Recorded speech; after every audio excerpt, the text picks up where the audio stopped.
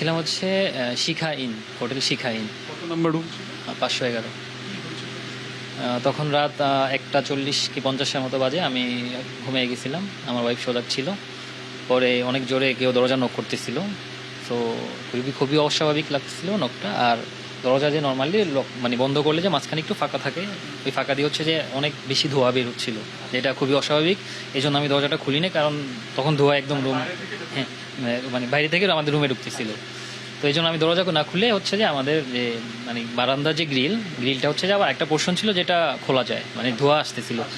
তো ইভেন হচ্ছে যে বাথরুমের ফাঁক দিয়ে বা অন্যান্য যত এসি থাকে না, এসির সব মানে ওই ফ্লোরে 2-3টা এসির মাঝখান দিয়েও ধোঁয়া আসতেছিল।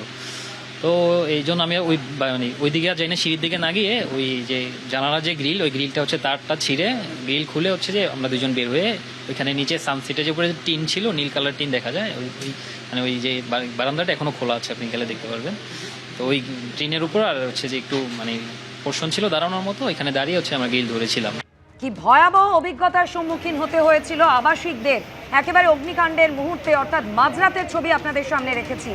অপরিসর রাস্তা, ঘিঞ্জি এলাকা, 5তলা বিল্ডিং, যার এক একটা ফ্লোরে 4 থেকে 5টা করে হোটেল, এবং সেখানে এত আবাসিক। শুধু তাই নয়, পিছনে রেসিডেন্সিয়াল কমপ্লেক্স, তার সঙ্গেও একেবারে গায়ে লাগানো। আর এই এত আবাসিকের বেরোনোর রাস্তা সেই একটাই, যে রাস্তা অত্যন্ত অপরিসর, অত্যন্ত সরু। দুটি ছবি আপনাদের সামনে রেখেছি। একটা বিল্ডিংয়ের ভিতরের ছবি, যখন ধোঁয়ায় গোটা বিল্ডিং ভরে গেছিল, একেবারে প্রাণ ভয় হুড়োহুড়ি সরে যায় আবাসিকদের মধ্যে। আর অন্যদিকে মাঝরাতে হোটেলের বাইরের ছবিটা দেখতে পাচ্ছেন।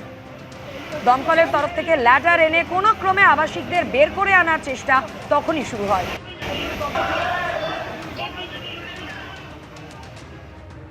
ধারণা করা হচ্ছে দুর্ঘটনায় মৃত 8 জন বাংলাদেশের বাসিন্দা।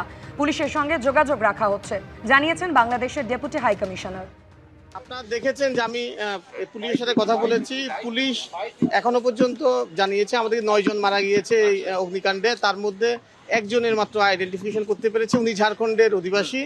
আর 8 জনের মানে আইডেন্টিফিকেশন এখনো তারা করতে পারেনি। তারা ধারণা করছে যে 8 জনই বাংলাদেশি। এর মধ্যে 2 জন মহিলা আছে আর 1 জন শিশু আছে। এখন পুলিশ মর্গে আছে লাশ, এবং এখন এটার মানে আইডেন্টিফিকেশনের প্রক্রিয়া চলছে। আইডেন্টিফিকেশন করা হলে ওরা অফিসিয়ালি জানাবে, তখন আমরাও আপনাদেরকে জানাবো। আমরা ডেড বডি রিপাট্রিয়েশন করবো এখান থেকে, যে সরকার সবসময় যেভাবে হয় সেভাবে। আমরা দূতাবাস 24 ঘন্টা এই যারা আহত হয়েছে তাদের সহায়তার জন্য খোলা থাকবে, এবং আমরা সবসময় তাদের আত্মীয়স্বজনের সঙ্গে যোগাযোগ করার চেষ্টা করছি।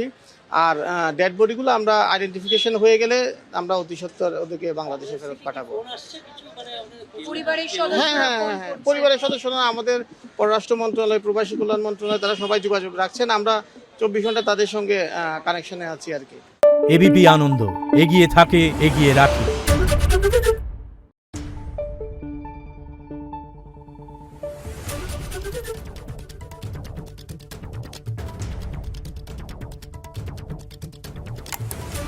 Thank you.